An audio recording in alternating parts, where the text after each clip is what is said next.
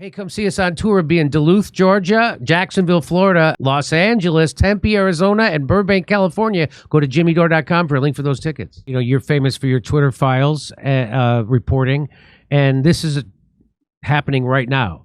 So the Brazil Supreme Court panel, and that's not just one judge anymore, unanimously upholds the judge's decision to block Twitter nationwide. A Brazilian Supreme Court panel on Monday unanimously upheld the decision of one of its justices to block billionaire Elon Musk's social media platform, Twitter, nationwide, according to the court's website. Now you know why all the Nazis went to Brazil. Anyway, the panel that voted in a virtual session was comprised of 5 of the full bench's 11 justices, including Dore, who last Friday ordered the platform blocked for refusing to name a local legal representative as required by law. It will stay suspended, meaning Twitter, until it complies with his orders and pays outstanding fines that as of last week exceeded $3 million. Where's a guy like Elon Musk going to get $3 million? Anyway, the platform has clashed with Dore over its reluctance to block users. So they want Elon Musk to censor more. That's what this is really about. And they want him to name a local legal representative so they can arrest him. Yeah. That's what this is about. And he has alleged that he says that Dore, meaning Elon Musk, that he wants an in-country legal representative so the Brazil authorities can exert their leverage over the company by having someone to arrest. And this is what that guy looks like, by the way. Just so you know. Why? Central casting? A little bit scary, yeah. Could you bring up a supervillain? Thank you very much. Right. Right. Yeah. No. It's he's got the whole Dr. Evil thing going. 100%. I think he has a white cat on his lap and he burns a barrel of oil just for fun.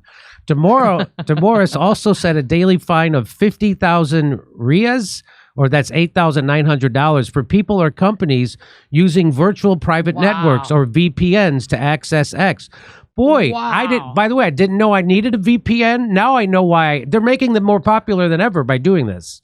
Right. Yeah. It's a Streisand effect. That's exactly. So Brazil is one of the biggest markets for Twitter with tens of millions of users. It's the second most populous country in the Western Hemisphere. It blocks dramatic escalation in the month-long feud between Musk and Dore over free speech, far-right accounts, and misinformation. They just can't stop it with calling free speech far-right. Twitter's block already led Dore last week to freeze the Brazilian financial assets of Starlink as a means to force it to cover Twitter's fines, reasoning that the two companies are part of the same economic group. The company says it has more than 250,000 clients in Brazil, meaning Starlink. Legal experts have questioned the legal basis of that move, and Starlink's you think? And Starlink's law firm Verano has told the AP it has appealed the freeze. It declined to comment further. Okay. Do you understand that Musk could hire his own army to come down there and squash you guys if he wanted to? Okay. And most of them would be former people who worked for you. The arguments from Musk, a self-proclaimed free speech absolutist. I can't get over that term, free speech absolutist. That's always in quotes too. Yeah. That either you're for free speech or you're not. There's like, I'm for the free speech that I like. Well, then you're not for free speech. Then you're just for speech you like. Like as Chomsky points out, if you're not for speech that you despise, then you're not for free speech. And anybody's could be for speech that they like. Right. Yeah. There are a lot of these folks who are, I'm for free speech, but that's a phrase that I see a lot on social media. Well, what's weird is here they do it again, Matt. They say that the free speech absolutists have found fertile ground with Brazil's political right. Well, why wouldn't that be on the political left? Lefties are supposed to be the ones who are oppressed by the government. They're supposed to be the ones that the establishment is always trying to oppress. That's why those are the people who need free speech. So this idea that they just want to couch it that way, that it's a right-wing thing to make lefties be allergic to it. Right? Don't you think that's a big part of it? For sure. The far right has just become a synonym for, like unorthodox or bad or, politically undesirable. We've all been categorized as far right or Trump supporters just for not supporting things like Russiagate or, the war in Ukraine or whatever. It's just a catch-all phrase that they use. I remember on the first day that the Twitter files came out, the Washington Post described me as conservative journalist Matt Taibbi, put out this thing, and they kind of silent edited it. But it's just the reflex now is that if you do anything in support of free speech, that codes as a right-wing concern, and they just describe you that way automatically, even though they're actually going after people on the left and the right with censorship. It's really anybody who's a critic of any social democracy that uses these kinds of enforcement powers. Well, what's funny is here it says, on Brazil's orders, Twitter previously has shut down accounts, including of lawmakers affiliated with Bolsonaro's right-wing party and a far-right activist accused of undermining Brazilian democracy. So that's what this is about. They want to make sure that they have control of the narrative, because once the establishment loses control of the narrative, then they have to start disappearing people, which they will do, but it's a lot harder. So it's much easier to just do this, to use censorship and banning. And so people have always made this point to me. Well, here they say it here. Bolsonaro and his allies, this is how the AP reports this. Bolsonaro and his allies have cheered on Musk for defying Dore. So now, if you're free speech, you're part of this extreme right-wing political movement. Supporters rallied in April along Rio de Janeiro's Copacabana beach with a giant sign reading, "Brazil thanks Elon Musk." So you're a right-winger. Earlier this month, Dore ordered an investigation into Musk over the dissemination of defamatory fake news and another probe over possible obstruction, incitement, and criminal organization. Bolsonaro is also the target of a Dore's probe over whether the former president had a role in, get ready for this, inciting an attempted coup to overturn the results of the 2022 election that he lost. Isn't that interesting? Isn't that interesting? That's a little bit familiar, right? The exact same thing that happened here in the United States in 2020. The FBI instigated a riot, which they called an attempted coup, and they tried to pin it on Donald Trump. And what I always say is, really, a bunch of Second Amendment gun nuts showed up at the Capitol to overthrow the government, and son of a bitch, they forgot their guns. Right, they left them home. Oh, yeah. I bet that was embarrassing for them. Mike, did you bring the guns? No, I brought mittens. So, of course, that was now, and now it gets revealed over and over that Nancy Pelosi was the one who didn't allow them to have the National Guard there and didn't allow them to have the proper, and that was, and when the head of the FBI was being questioned under congressional testimony, and he was asked, how many FBI assets did you have dressed up as MAGA supporters inside the Capitol before the riot started? He said, I can't answer that question. Well, the answer should be zero. Right. But they did. So that's what, and here's the one more thing I want to ask you about is, so Lula is supposed to be this big lefty. So turns out he's not.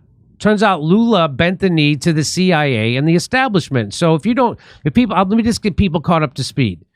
So Lula, they didn't want that. He was a big lefty. They didn't want him to become president. He was going to become president, so they threw him in prison. And then they thought the center-right guy was going to win, but he didn't. Guess who won? Bolsonaro, who was the far-right candidate. He was like the Trump of Brazil. And they're like, oh, shit, how do we fix this? So the only guy who could beat Bolsonaro at the ballot box was Lula. So they had to let him back out of prison. And then as soon as he beat Bolsonaro in the election, they then made it illegal for Bolsonaro to run for. It's the same thing they're doing here. And they did it with this, again, another, isn't it interesting? Another insurrection at the Capitol in Brazil. The same. Oh, it's a little too on the nose, but of course it never gets reported that way here in the United States. So Bolsonaro is in bed. And by the way, he also questioned the election results of Venezuela, which is another tip-off that he's in bed with the economic hitmen of the Western Hemisphere. So maybe he got threatened. Maybe they're going to throw. So whatever it was, he is now working for the people he's supposed to be opposing. What else would you like to talk about? Well, what is your opinion? I think all of this is just fascinating because the playbook is so exactly the same, as you say. One of the first things that we looked at in the Twitter files was the decision to remove Donald Trump from Twitter, which was based on his tweets around January 6th. And even within Twitter, they didn't have an actual violation or of terms of service that they could use to technically bounce him from the platform.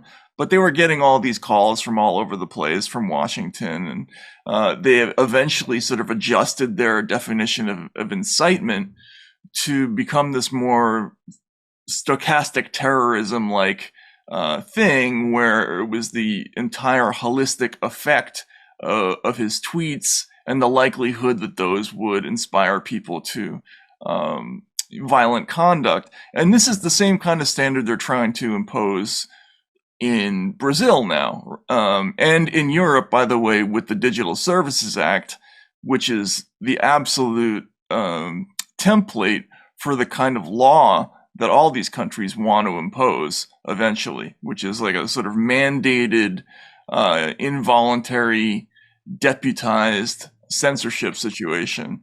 And if you don't do it, if you don't get rid of people who are designated to be inciters or misinformationists or whatever the term of the day is, then you yourself are going to be held responsible as if you committed the conduct yourself.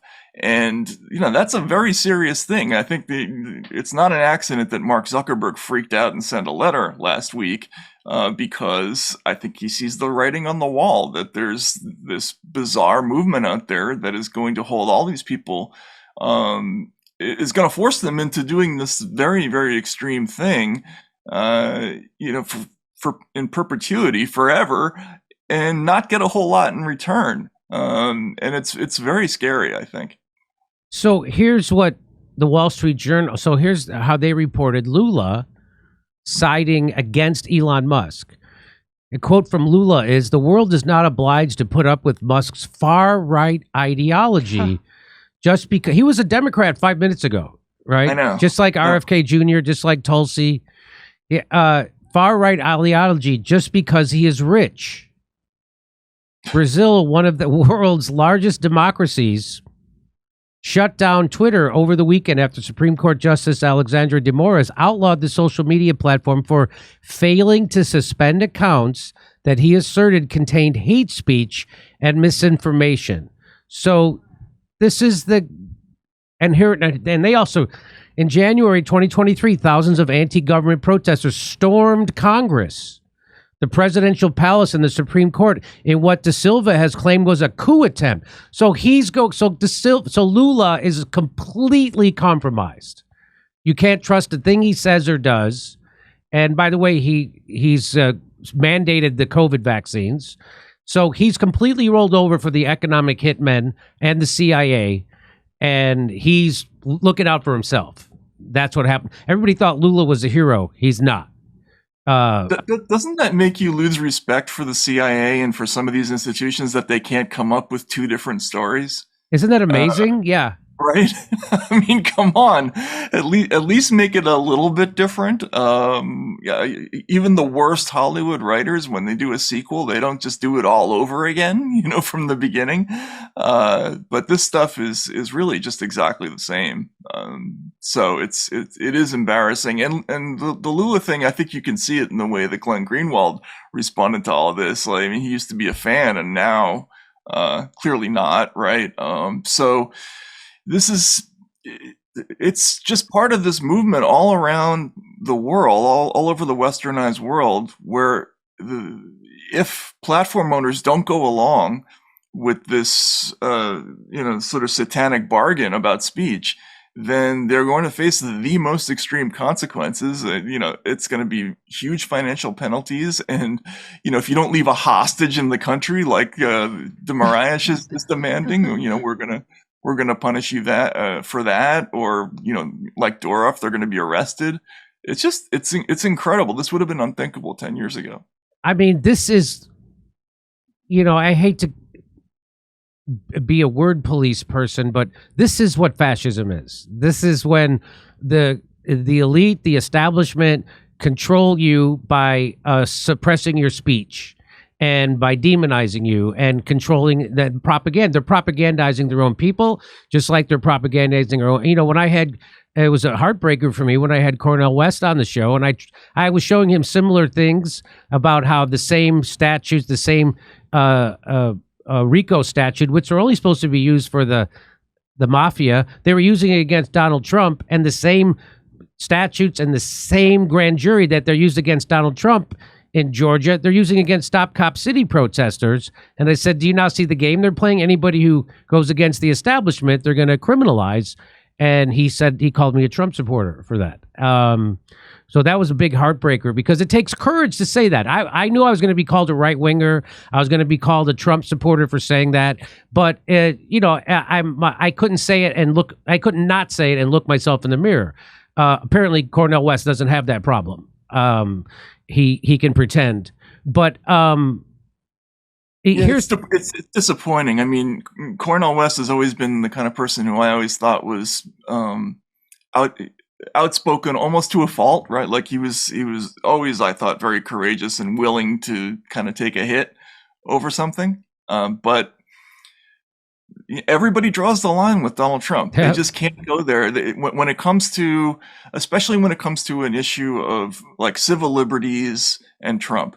So if you say, well, I'm not so sure that it's a good idea to allow the government to just willy-nilly raid the office of the attorney of the president of the United States on such a thin pretext, because as one drug-dealing friend of mine said, if they can do that to the president, what are they going to do to my attorney, right? That's right. But as soon as you say something like that now, people go straight to, oh, well, you're supporting Trump. That's what your real game is. And it's effective propaganda, unfortunately. And I just don't know. I don't know how to combat it except to, do the kinds of stuff that we're doing with this, Rescue the Republic event. But yeah, it's really scary. Hey, come see us on tour. We'll be in Duluth, Georgia, Jacksonville, Florida, Los Angeles, Tempe, Arizona, and Burbank, California. Go to jimmydore.com for a link for those tickets.